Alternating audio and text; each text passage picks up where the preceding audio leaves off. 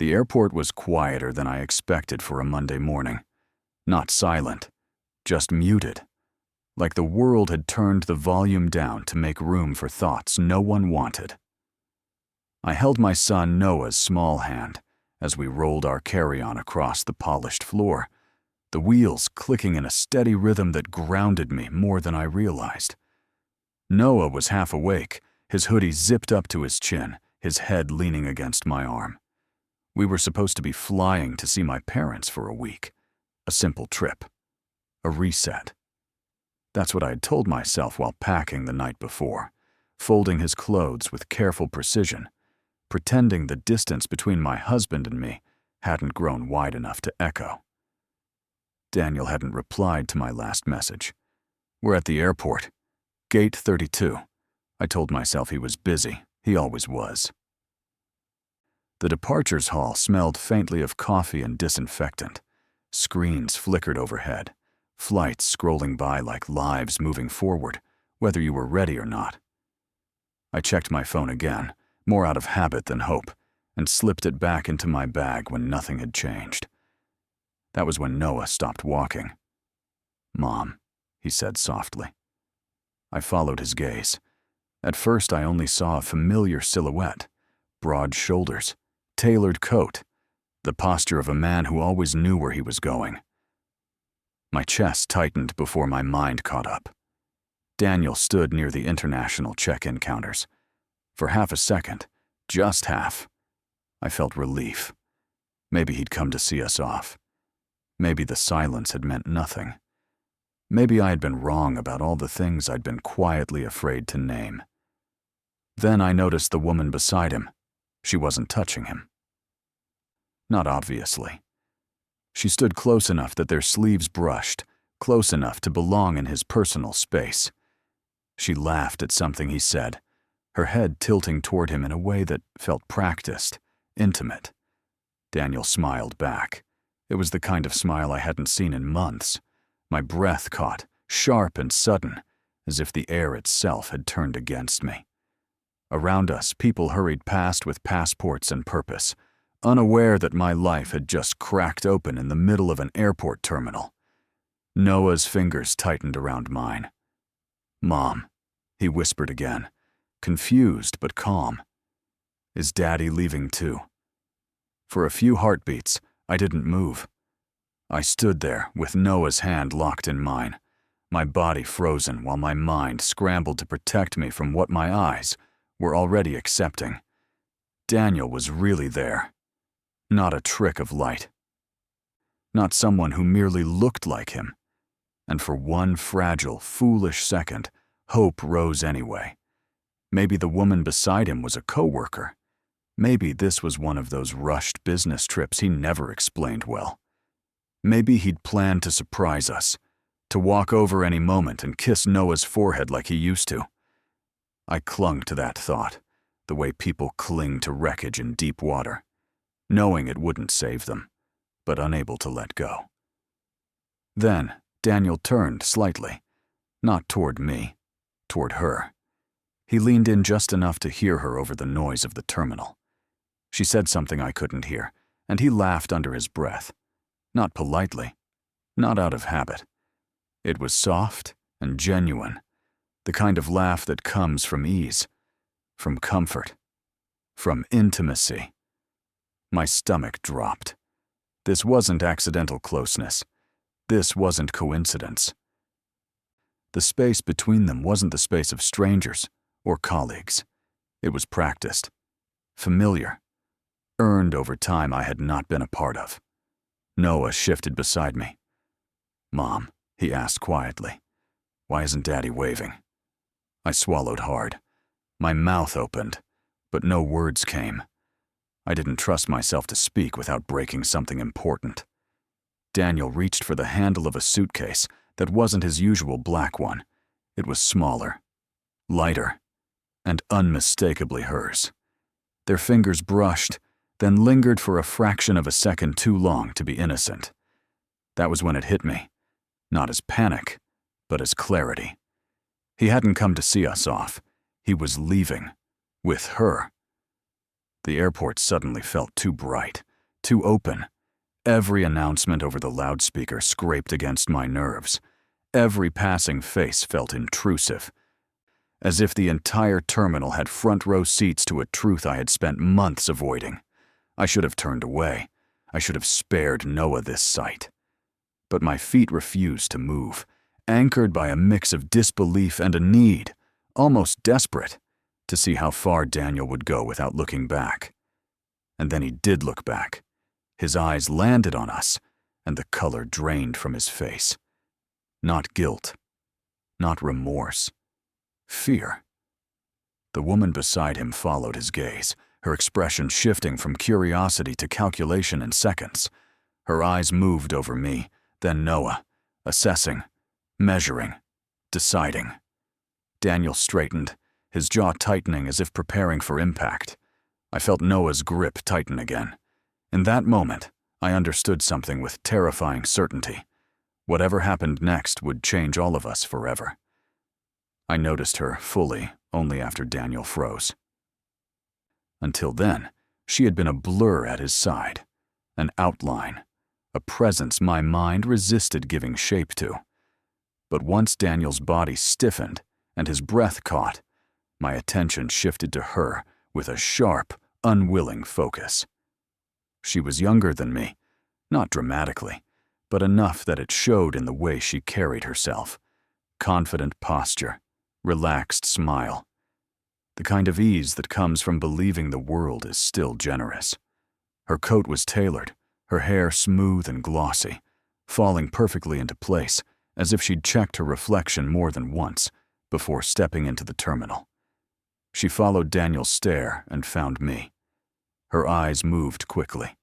Over my face, my clothes, the hand I held tightly around my son's.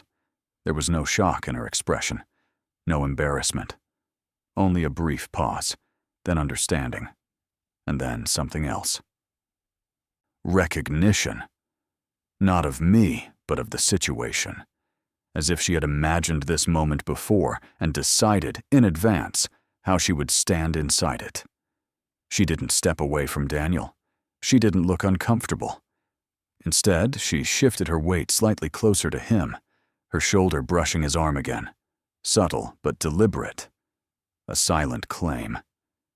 Daniel finally spoke, though I couldn't hear the words from where I stood. His lips moved too fast, his head tilting toward her as if explaining, justifying. She listened with her head angled, eyes still on me. Her mouth curved into something that wasn't quite a smile, wasn't cruelty, was confidence. Noah tugged on my hand. "Mom," he whispered. "Who is she?" The question landed heavier than anything else that morning. I knelt beside him, my knees weak. My heart pounding so loudly I was afraid he could hear it. I searched for language that wouldn't scar him, for a truth gentle enough to hold. "She's someone Daddy knows," I said carefully. The woman watched this exchange with open curiosity. Not guilt, not shame. She was studying me, measuring how I might react, whether I would cry, shout, cause the scene she might have prepared herself for. I didn't give her any of it. I stood back up slowly, smoothing Noah's hair, forcing my breathing to steady. I met her gaze directly for the first time. Up close, I saw it clearly then. She thought she had won something.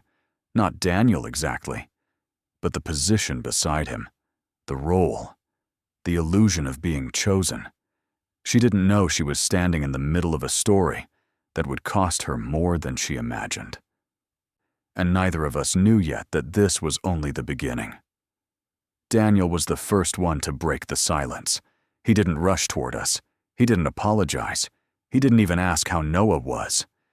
Instead, he took a slow step forward, as if approaching a negotiation rather than his own family. His shoulders squared, his face settling into that familiar expression he used in meetings, the one meant to project control. "Elena," he said, keeping his voice low, calm, careful. "Can we talk somewhere else? Somewhere else. Not, I'm sorry. Not, this isn't what it looks like, not even. We need to talk, Just relocation, damage control. I realized then that he wasn't panicking because he had hurt me. He was panicking because he had been seen. People passed between us, dragging luggage, laughing, checking their watches. The normalcy of it all felt cruel. Daniel glanced around, his jaw tightening as he noticed how public this was becoming. "This isn't the place," he added, his tone sharpening slightly. "Let's not do this here. Do this, as if I were the one causing a problem." Noah shifted closer to me, his body instinctively seeking shelter. I felt his small fingers press into my palm, grounding me in a way Daniel never could. "You didn't tell me you were traveling today," I said evenly. I was surprised by how steady my voice sounded. "With her?" Daniel exhaled through his nose, irritation flashing across his face before he masked it. "It's complicated." That was his second mistake. Complicated was what people said when the truth didn't favor them. He glanced back at the woman. Madison, I would later learn. Then back at me, lowering his voice further. "We'll talk later. I don't want Noah hearing things he doesn't need to hear." Something inside me went cold. He was already framing this as my potential failure, as my emotional instability, as something I might mishandle. "I think Noah already knows enough," I replied. Daniel's eyes flicked down to his son for the first time. "Hey, buddy," he said, forcing a smile that didn't reach his eyes. "You okay?" Noah didn't answer. He just looked at his father with an expression too old for his age. Quiet, observant, disappointed. Madison shifted beside Daniel, clearly uncomfortable now, though she tried to hide it. The situation was no longer neat, no longer controllable. Daniel straightened again, his voice firmer. "We'll discuss this privately. I'll call you." He said it like a conclusion, like a decision already made. And in that moment, I understood exactly who Daniel was when things didn't go his way. A man who believed calmness was authority. A man who thought silence meant victory. A man who had no idea how much he was about to lose. Daniel's forced smile lingered in the air, thin and fragile, like glass stretched too far. He waited for Noah to respond, perhaps expecting a nod, a word, anything that would allow him to pretend this moment could still be managed. Noah said nothing. Instead, he looked up at his father with steady eyes, the kind that weren't searching for reassurance anymore. I felt his hand loosen from mine as he took a small step forward, no longer hiding behind me. "Dad," he said quietly. Daniel's shoulders relaxed just a little, as if relieved. "Yeah, buddy?" Noah hesitated. I could see the thoughts lining up behind his eyes, slow and careful. He wasn't confused. He wasn't angry. He was trying to understand something adults had failed to explain. "Are you going on a trip with her?" he asked, nodding toward Madison. "Because you don't want to come home with us anymore?" The words were simple. There was no accusation in them, no raised voice, just a child's honest attempt to place the pieces where they belonged. The effect was immediate. Daniel's face drained of color. His mouth opened, then closed again.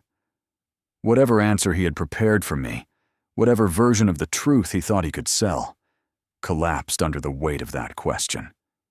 Madison stiffened. For the first time, her confidence cracked. She looked at Daniel, waiting for him to fix it, to explain, to protect the image she had stepped into. He didn't. People nearby slowed, some pretending not to listen while clearly doing exactly that. The airport noise seemed to fade, replaced by the quiet pressure of attention.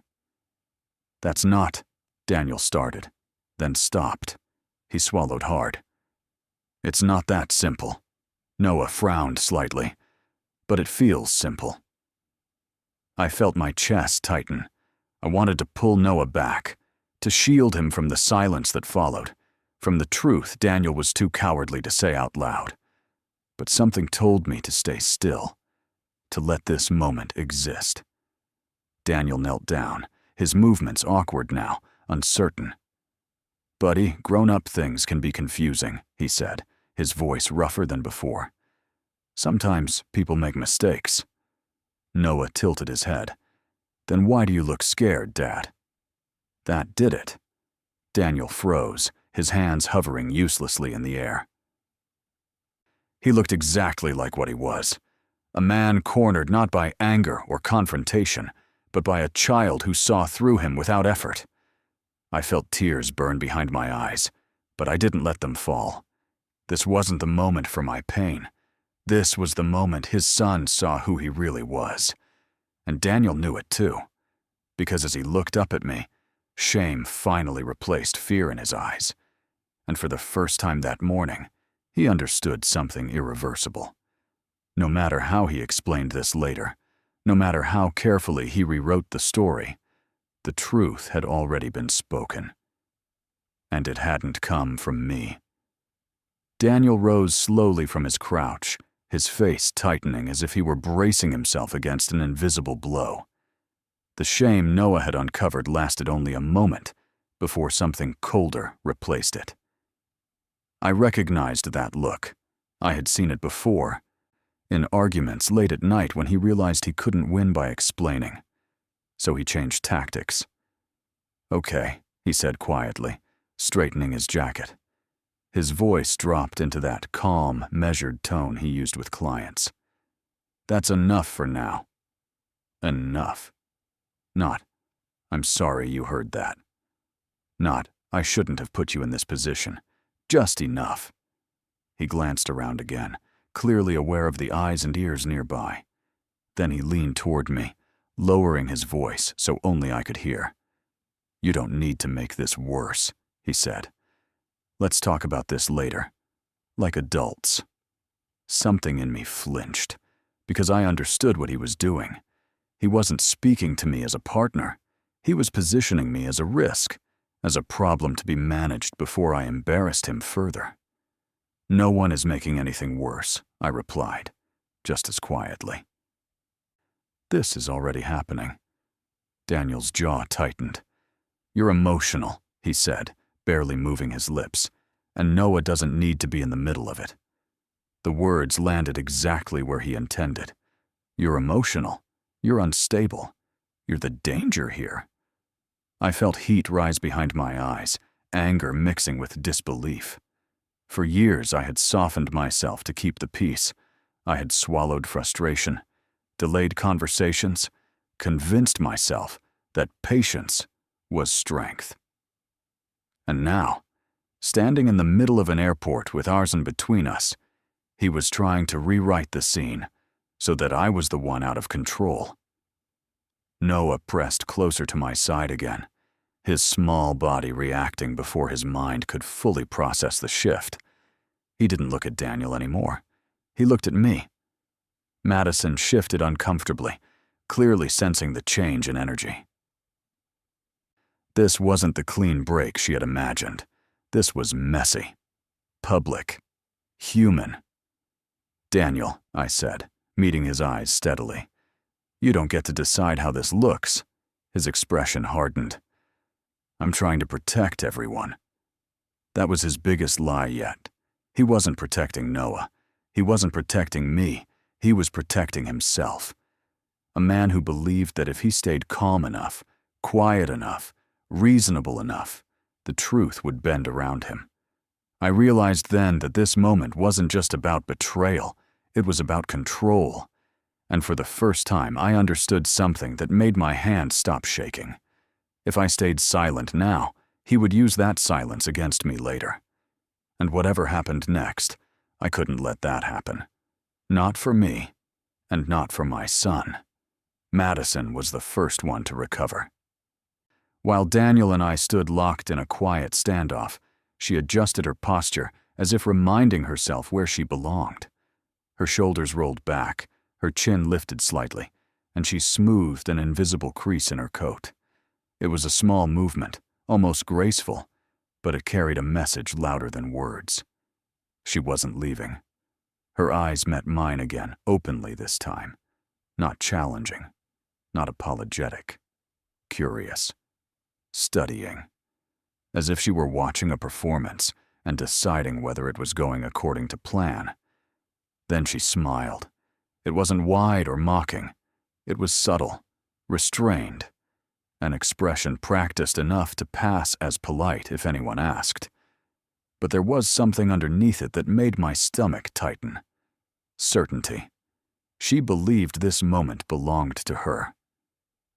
"Daniel," she said softly, touching his arm at last.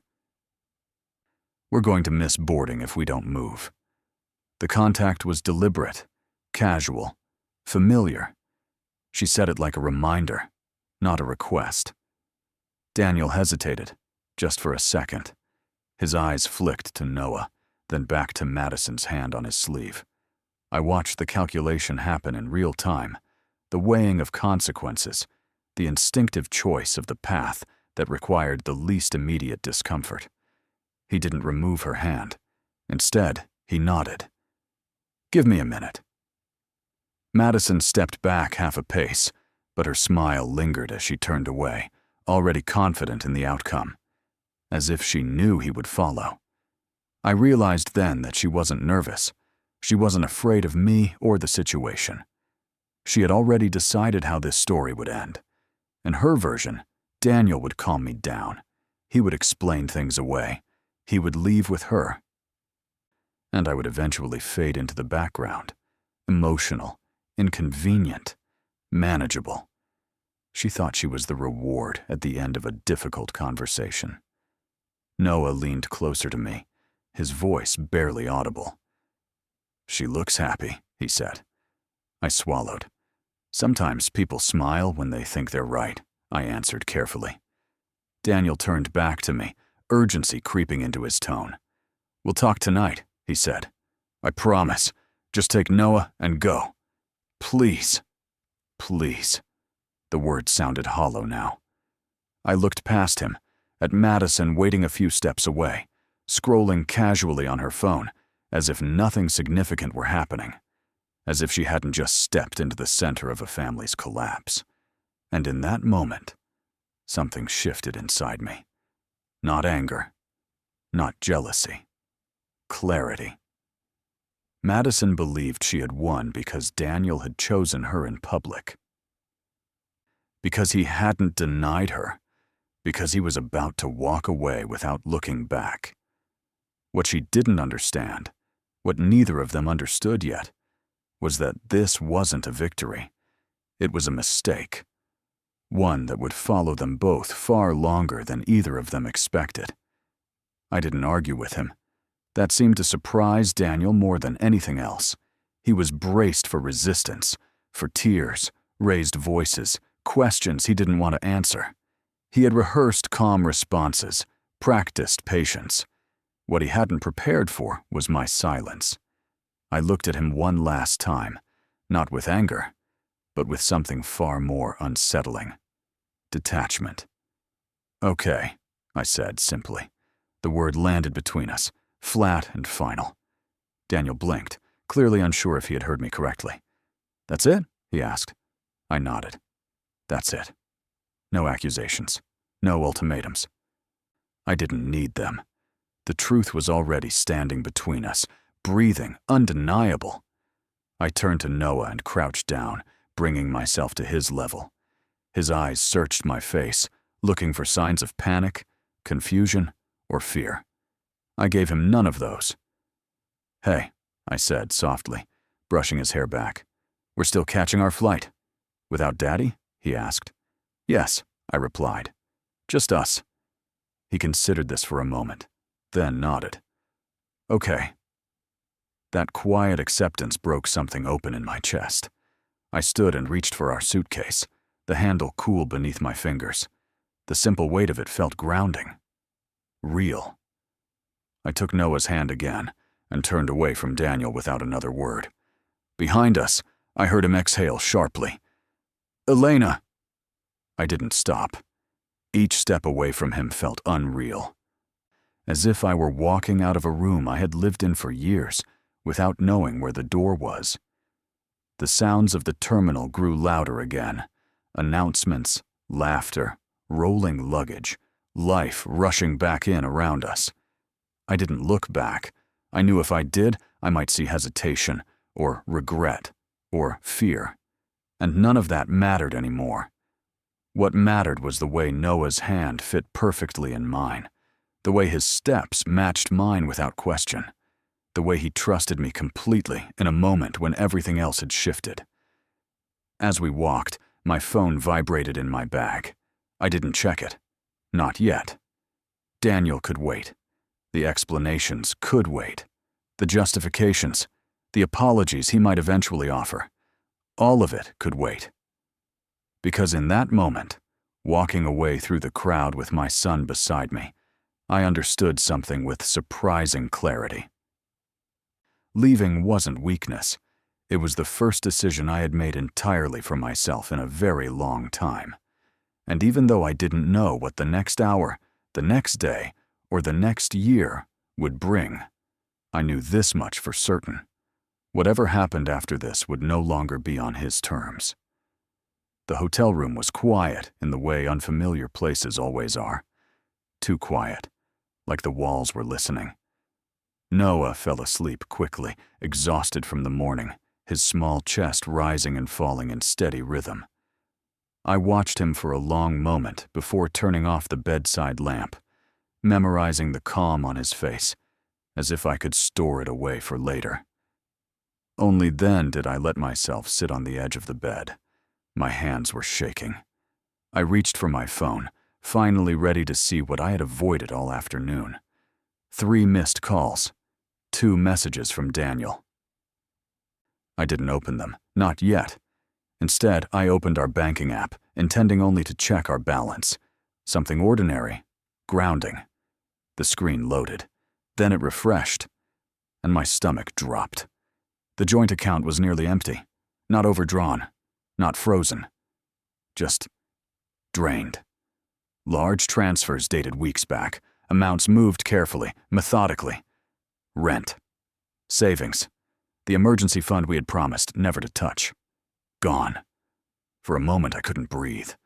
My chest tightened so hard it felt physical, like a hand pressing inward. I refreshed the screen again, as if the numbers might correct themselves. They didn't. This wasn't panic spending.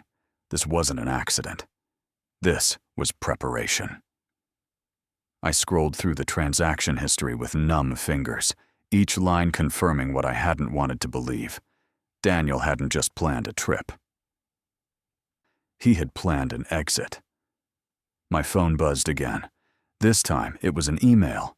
We should talk about arrangements, custody, finances. I don't want this to get messy. I stared at the words, my vision blurring. Arrangements. As if our life together were a calendar conflict. As if he hadn't already made sure I would land on my feet with nothing underneath me.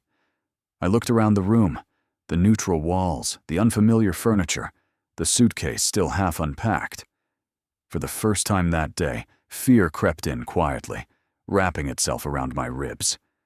I had no backup plan, no lawyer, no separate savings, just a sleeping child and a truth that was sharper than anything I had faced before.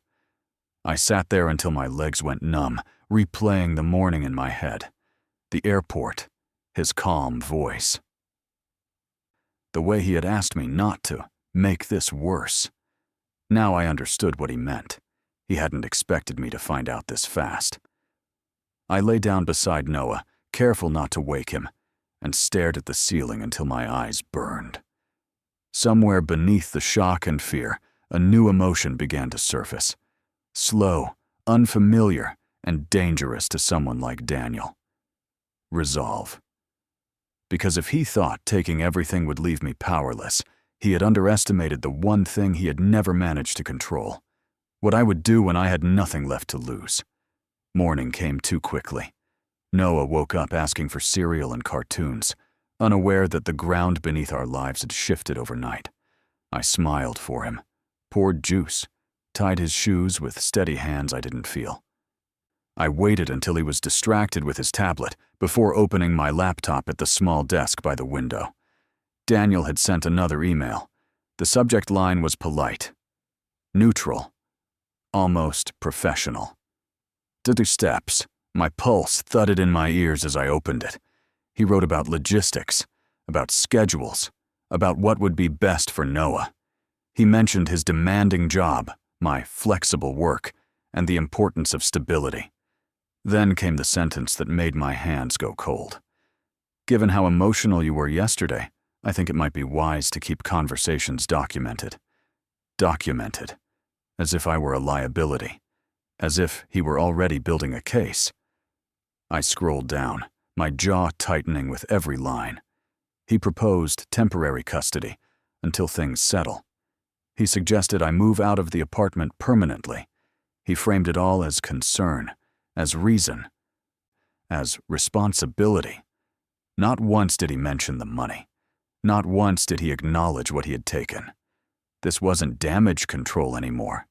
This was strategy. I closed the laptop slowly, my reflection staring back at me from the dark screen.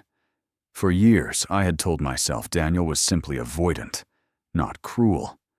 Conflict-averse, not calculating. I had been wrong. The knock on the door made me jump. I checked the peephole, my heart racing, then relaxed when I saw housekeeping. I declined politely and locked the door again, suddenly aware of how vulnerable I felt in an unfamiliar place. Noah looked up from his tablet. "Mom, are we okay?" I crossed the room and sat beside him, pulling him close. "We're okay," I said, choosing the words carefully. "Things are changing, but I've got you." He nodded, trusting me without hesitation. That trust felt heavier than fear. I opened my laptop again, not to respond to Daniel, but to search. Family law, custody rights, financial separation. Each new page felt like stepping into a world I had never wanted to learn, but now had no choice but to understand. By the time Noah finished breakfast, something inside me had settled. Daniel thought he had the upper hand because he had money, confidence, and a head start. He thought calm emails and careful wording could rewrite the truth. What he didn't know, what he couldn't see yet, was that by turning this into a calculation, he had made his biggest mistake. Because I was done trying to preserve the image of a marriage that no longer existed. And if he wanted this to be documented, measured, and decided on paper, then I would meet him there. Fully awake, fully present, and no longer afraid. Noah didn't say anything for most of the morning. That worried me more than tears would have. He sat quietly at the small table by the window, lining up his toy cars with unusual care, as if order itself might keep the world from shifting again. I watched him while pretending to check emails, my attention split between the screen and the subtle changes in his movements. He was thinking. Children always are, even when adults assume they aren't. When he finally spoke, his voice was soft, almost casual. "Mom." "Yes, sweetheart." He didn't look up right away. He pushed one car forward, then stopped.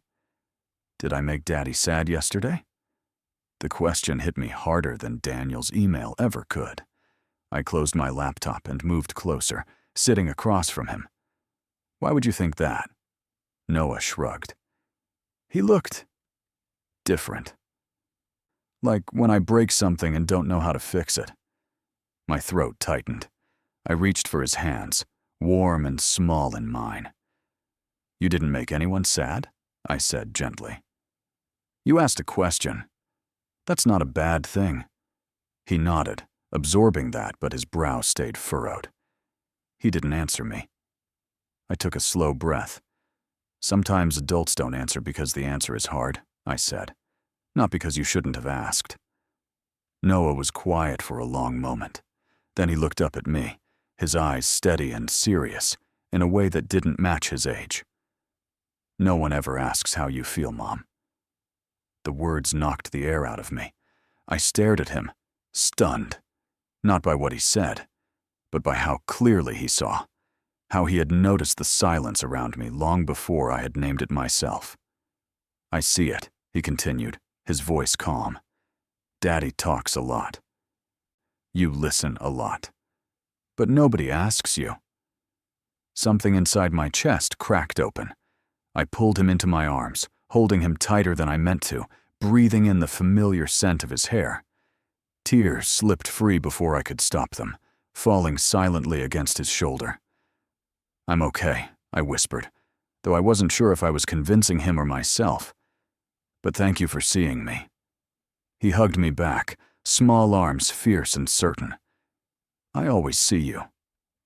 In that moment, I understood something profound and terrifying all at once. Daniel hadn't just underestimated me. He had underestimated our son. Because whatever battles lay ahead, emails, courtrooms, negotiations, there was one truth no strategy could undo. The most honest witness to our marriage had already spoken, and he was on my side. I met Rachel Whitmore by accident. At least, that's what it felt like at first. Noah was in school for the morning, and I had wandered into a quiet cafe a few blocks away, the kind with soft music and people who stayed long enough to finish entire chapters of their lives. I ordered coffee I barely tasted and opened my laptop, pretending to work while my thoughts ran in circles. "Excuse me," a woman's voice said gently. "Is this seat taken?" I looked up. She was in her mid-40s, composed in a way that came from experience rather than effort.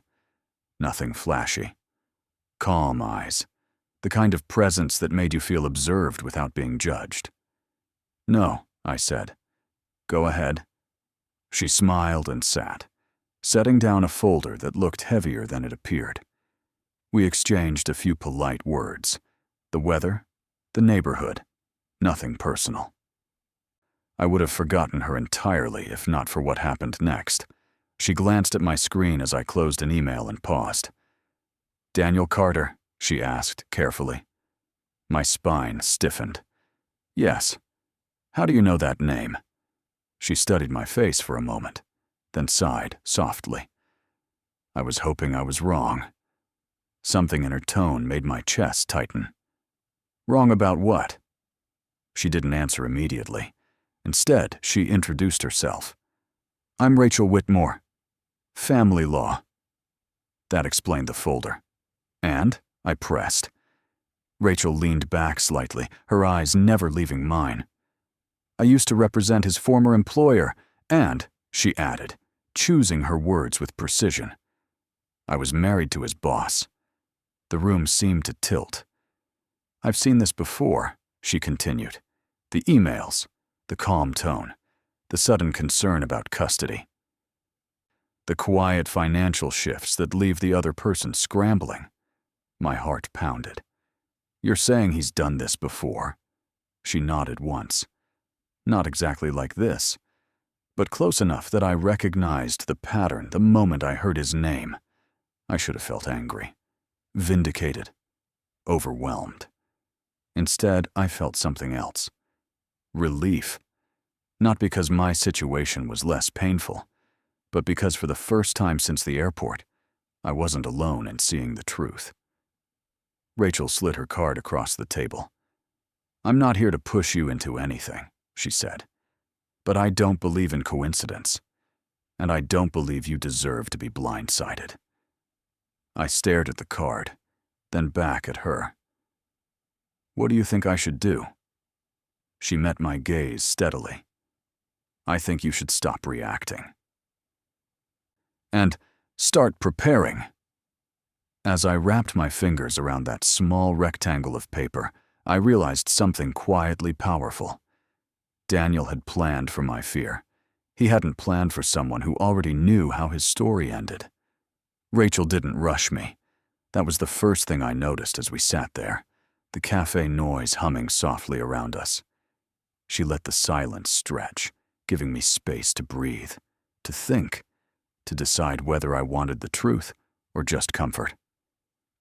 "I'm not asking you to trust me," she said finally. "I'm asking you to listen." I nodded.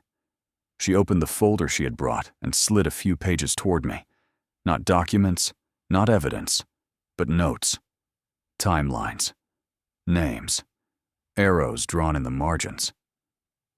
"This is how it usually starts," she said, tapping the first page. "Emotional distance. Late work nights. Trips that don't quite add up." Then comes the exit strategy. My stomach tightened. "Money gets moved quietly," she continued, "not all at once, just enough that when you notice, it's already too late to stop it. Then the tone changes. Emails become calm, polite, almost kind." I thought of Daniel's message. Next steps. My hands curled into fists beneath the table. "And custody?" I asked. Rachel's expression hardened. "That's the leverage. He frames concern as responsibility. He highlights your flexibility, your emotions, your lack of structure. He makes himself look like the stable option." I swallowed. "Did it work? Before?" She didn't answer right away. "Yes," she said finally. "At first." The words settled heavy between us. "My marriage ended differently," she added.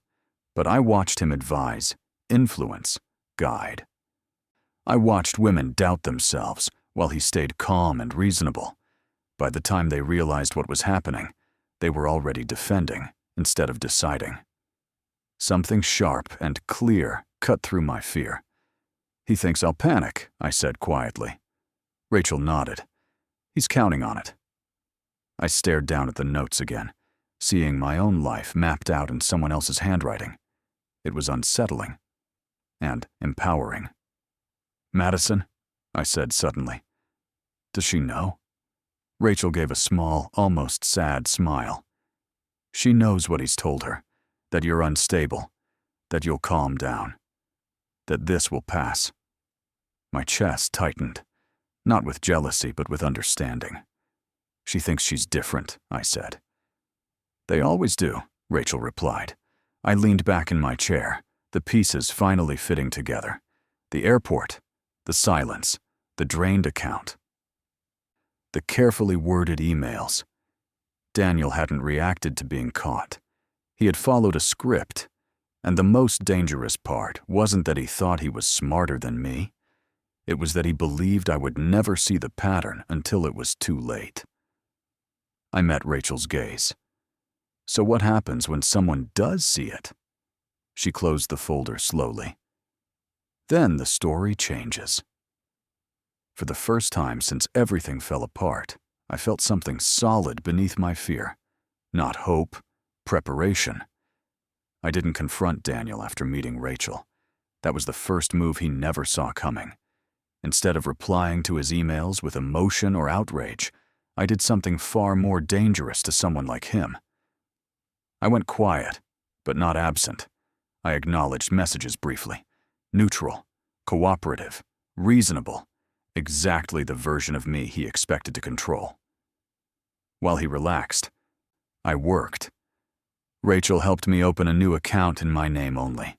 I rerouted my freelance income, small but steady, and documented every transfer Daniel had made from our joint funds.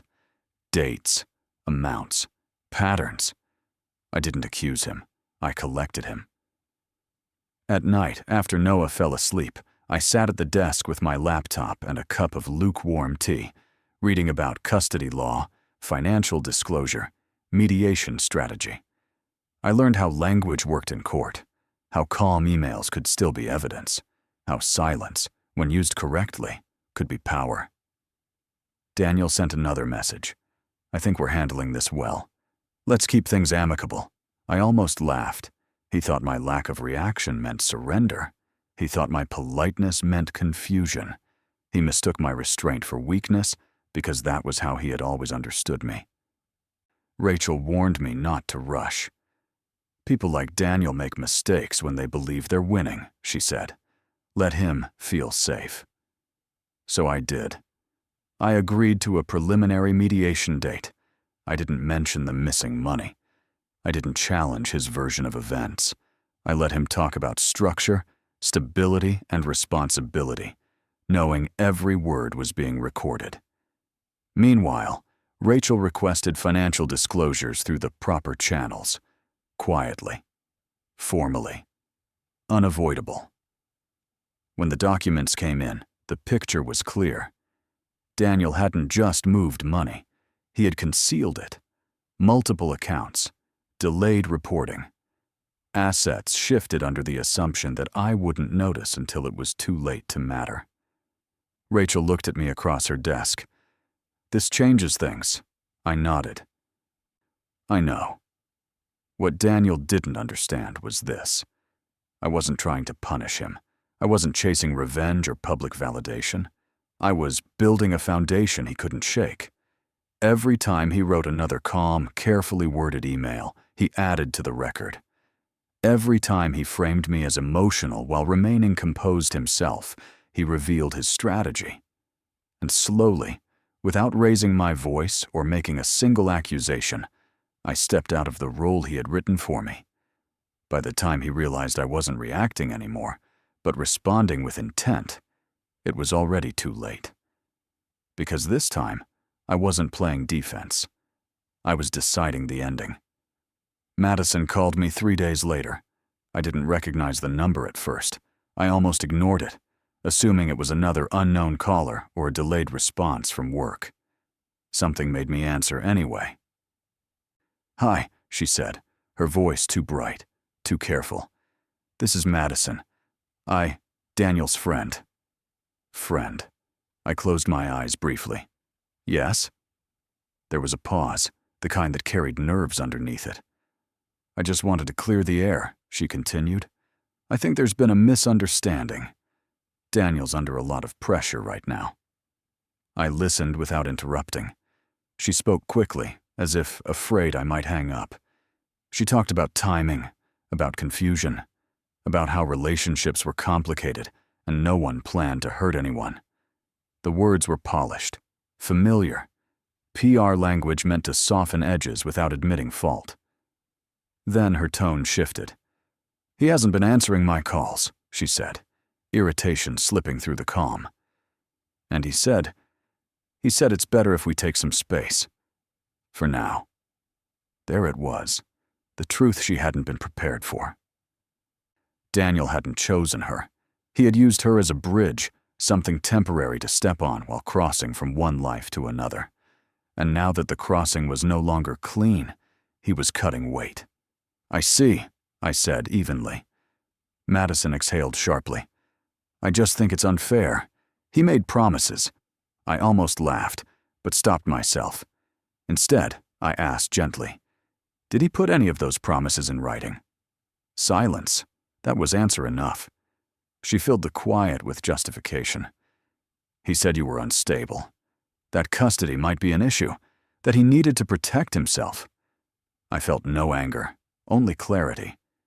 "He says that to everyone," I replied, "especially when he needs them to believe him."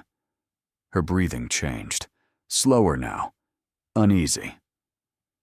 "What are you saying?" she asked. I chose my words carefully. "I'm saying that if he wanted to be with you, he would be, publicly, clearly, without hesitation." Another pause, longer this time. "And he isn't," she said quietly. "No," I agreed. "He isn't." The call ended soon after. No confrontation, no apology.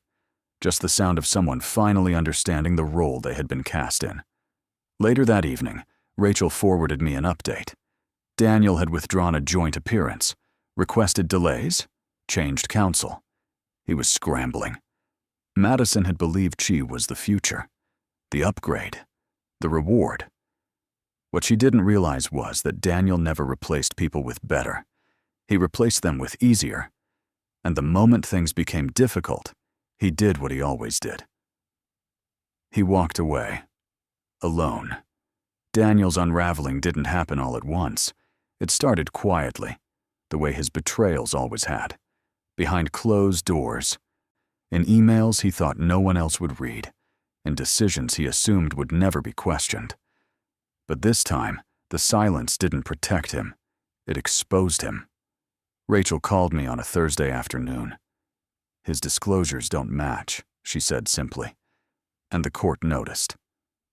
I sat at my desk, staring out the window as traffic moved below, life continuing without any regard for the man who had once controlled my days. "What does that mean?" I asked. "It means his credibility is gone," she replied. "And once that happens, everything else follows." Daniel missed a deadline for revised financial statements, then another. His attorney requested extensions that were granted once, then denied. Each delay raised more questions. Each question tightened the net. At mediation, he arrived late and left early. His calm demeanor cracked by irritation he could no longer hide. The man who had once spoken about stability and structure now struggled to explain basic inconsistencies. His voice rose. His patience thinned. That was when the mediator stopped him. "Mr. Carter," she said evenly, "this process relies on transparency." Transparency. The word hung in the room like an accusation. Weeks later, the ruling came. Full financial disclosure. Immediate reimbursement of misappropriated funds. Temporary primary custody granted to me, with supervised visitation until further review. Not because I asked for punishment, but because the facts demanded protection. Daniel appealed, quietly, desperately, and lost. The professional consequences followed quickly. His company placed him on administrative leave pending internal review. His name disappeared from the leadership page on their website. Invitations stopped coming. Calls went unanswered. I didn't celebrate. I watched from a distance as the world he had built on image and control collapsed under the weight of his own decisions. He had believed consequences were for people who lost control. He had never imagined they would come for him while he stayed calm. The final message from him arrived late one night. I never thought it would go this far. I read it once, then closed my phone. It had always been this far. He just hadn't noticed, because until now, he'd never been the one paying the price. As I tucked Noah into bed that night, he looked up at me sleepily. "Are we safe now?" "Yes," I said without hesitation. "We are." And for the first time since the airport, I knew it was true.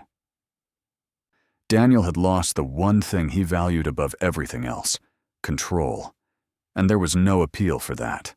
The apartment was smaller than the one we'd left behind. The windows didn't frame a skyline, and the floors creaked when you walked too fast. But it was clean, bright in the mornings, and close to Noah's school. When we moved in, we had only what fit in the back of a rented car, and a sense of calm I hadn't felt in years. Peace, it turned out, didn't need much space. Our days found a new rhythm. Mornings were unhurried. I made coffee while Noah ate cereal at the counter, telling me about dreams that still made no sense, and math problems he already did in his head. I worked from the small desk by the window, my laptop humming softly as sunlight shifted across the walls. No one rushed me. No one questioned my tone. No one rewrote my reality. At night, after Noah fell asleep, I sat on the couch with a book I could finally finish, listening to the quiet without waiting for it to break. I didn't miss the old apartment. I didn't miss the tension disguised as normalcy. I didn't miss the way I had learned to measure my words before speaking. Freedom felt quieter than I expected. Rachel checked in occasionally, more as a friend than an attorney now. "You're doing well," she told me once. I hadn't realized how much I needed to hear that. Daniel stayed at a distance, his presence reduced to scheduled emails and brief updates, filtered through process and boundaries. He no longer asked for understanding. He no longer tried to explain. Control had left him, and with it, the certainty he once wore so confidently. Noah noticed the difference before I did. "You smile more," he said one evening as we walked home from the park. "Do I?" I asked. He nodded. "You breathe different." I laughed softly, surprised by the truth of it. I wasn't richer. I wasn't rescued. I wasn't suddenly fearless. But I was steady.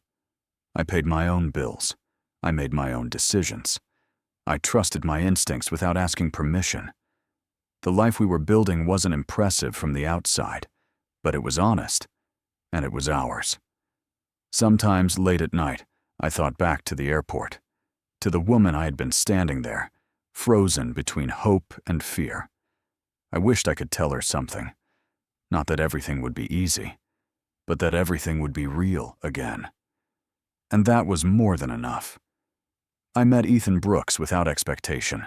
It was at a small community fundraiser held in a converted warehouse downtown, the kind of event with folding chairs, soft lighting, and people who came to listen rather than be seen. Noah was at a friend's house, and I had gone alone, more out of habit than hope. Ethan was speaking when I arrived. He stood at the front of the room, not commanding attention, just holding it. His voice was steady, unhurried. He spoke about rebuilding after loss, not in sweeping terms, but in practical ones, about learning how to show up again without pretending nothing had changed. I stayed longer than I planned. Afterward, people gathered in small clusters, exchanging polite compliments. I was pouring myself a second cup of coffee when he approached. "Thank you for coming," he said, as if he genuinely meant it. "You were good," I replied. "Honest." He smiled. "That's easier than impressive." We talked for a few minutes. About the neighborhood, about work, about nothing that mattered, and everything that did. He didn't ask why I was there alone. He didn't try to impress me with stories or credentials. He listened. When I mentioned Noah, his expression softened, not with pity, but understanding. "I have a daughter," he said. "She lives with her mom now." There was no bitterness in his voice, just fact. We exchanged numbers without ceremony. No promises. No expectations. Over the weeks that followed, our conversations stayed light. Coffee after work, short walks, shared silence that felt comfortable instead of awkward. He never rushed, never asked for more than I offered. One evening, as we sat on a bench watching the city lights come on, he said something that stayed with me. "I don't need to be important to you," he said. "I just want to be present." It was the opposite of everything I had known. He didn't try to fix me. He didn't compete with my past. He didn't offer rescue or certainty. And that was why I noticed myself relaxing around him in a way I hadn't in years. Ethan wasn't the reward at the end of survival. He was a possibility that appeared only after I had learned how to stand on my own. And for the first time, that felt like enough to consider more. We didn't rush it. That was the unspoken agreement between Ethan and me from the beginning. Time had already taught us what happened when people confused urgency with certainty. So we moved slowly, letting trust grow in the quiet spaces between conversations. Noah met Ethan months later, not as someone special, but as a friend who came by with coffee and stayed to help with homework. Ethan never tried to win him over. He never crossed boundaries or offered opinions that weren't asked for. He showed up consistently and let Noah decide what that meant. One evening, as we cleaned up dinner, Noah looked up and said, "He makes the house calmer." I smiled. Ethan said nothing. The proposal happened on an ordinary afternoon. We were walking through a small park near our apartment, leaves crunching under our feet. Ethan stopped near a bench, took a breath, and asked a question that didn't feel like a performance. "Would you like to build a life together?" he asked. "At your pace." There was no ring in his hand, no audience, just sincerity. I said yes. The wedding was small, a backyard borrowed from a friend. White chairs, simple flowers, nothing extravagant, nothing meant to impress. Noah walked beside me, holding the rings in a small wooden box he had chosen himself. When he handed them over, he whispered, "Mom looks happy." I was. Not the kind of happiness that dazzles or demands attention, the kind that settles into your bones and stays. Daniel wasn't there. He didn't need to be. He had become part of a chapter that no longer needed revisiting. As Ethan and I exchanged vows, there were no promises about forever being easy, only promises about honesty, patience, and showing up even when it was uncomfortable. Later, as the sun dipped low and people laughed softly around us, Noah ran up and wrapped his arms around both of us. "This feels right," he said simply. That was all the validation I needed. The life I had lost at the airport had once felt like everything. But standing there, barefoot on grass, surrounded by people who saw me clearly, I understood the truth. I hadn't been replaced. I had been redirected. And what I found on the other side wasn't revenge or victory. It was peace. I passed through the same airport again 2 years later. Different terminal, different season. Same polished floors reflecting overhead lights. The sound of rolling suitcases still echoed the way it always had, a familiar rhythm I once associated with endings. This time, Noah walked beside me, taller now, his backpack slung over one shoulder. Ethan was a few steps ahead, checking our gait, turning back every so often to make sure we were close. Not out of control, out of care. I stopped for a moment without realizing it. The memory rose uninvited. The exact spot where my life had split open, where hope had died, and something harder had taken its place. I remembered the weight in my chest, the way my hand had tightened around Noah's, the disbelief that had frozen my feet. Ethan noticed and came back. "You okay?" he asked gently. I nodded. "Yeah, just remembering." He didn't ask what. He didn't need to. Noah looked up at me. "This is where Daddy left," he said. Not accusing, not sad, just stating a fact. "Yes," I said. "It is." He thought about that, then shrugged. "I'm glad you didn't." So was I. We sat at the gate together, sharing snacks, watching planes lift into the sky. People around us were saying goodbyes, starting trips, returning home. Life in motion, ordinary and extraordinary at the same time. I realized then that the airport had never been the villain in my story. Fear had been. Fear of being alone. Fear of losing stability. Fear of seeing the truth and not surviving it. I had survived it. Not by becoming stronger in the way people talk about strength, but by becoming clearer. By choosing honesty over comfort. By walking away when staying would have erased me. Daniel faded into the background of my life the way unresolved chapters sometimes do. Not forgiven. Not hated. Simply no longer central. His consequences had been fair, his role complete. What remained was what I had built. A family defined by presence, not performance. A marriage grounded in respect, not power. A child who had learned that truth spoken gently was still truth. As our boarding group was called, Ethan took my hand. Noah stepped between us, grinning as if this were just another adventure. And it was. I looked once more at the terminal behind us, then turned forward without hesitation. Some endings break you. Others free you.